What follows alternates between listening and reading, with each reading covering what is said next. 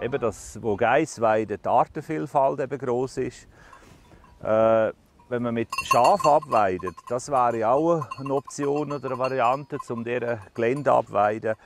Die weiden die Pflanzen, die Scheren haben, weiden bis auf die Wurzeln.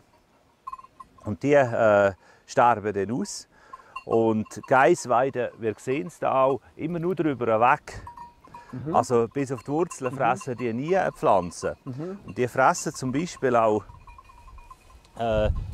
das sind Riedgräser, also überall wo es nass ist, wachsen die und Geiss fressen die darüber aus.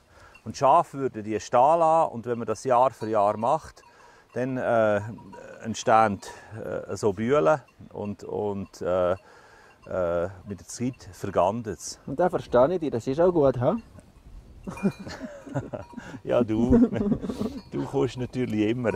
Das ist eben die Hausgeist. Ja, das ist Clara. Die hat Valeria an der Flasche aufgezogen. Darum geht die auch nicht von einem weg. Aber jetzt möchte ich dich nochmal darauf zurückzählen, was ich gesagt habe, das ist doch sehr spannend, oder? Geissen und Schaf.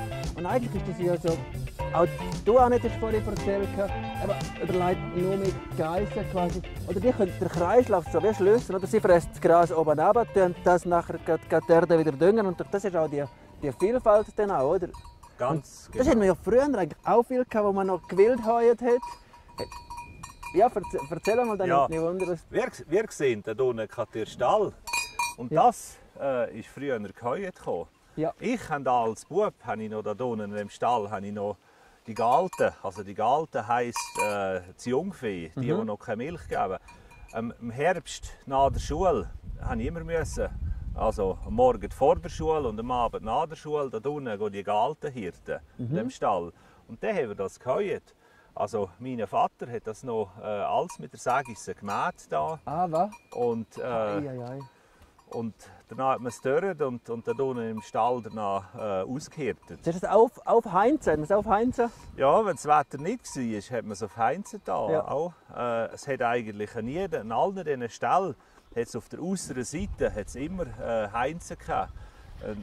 Und wenn das Wetter nicht war, hat man Heinzen machen. Ja. Ja, cool.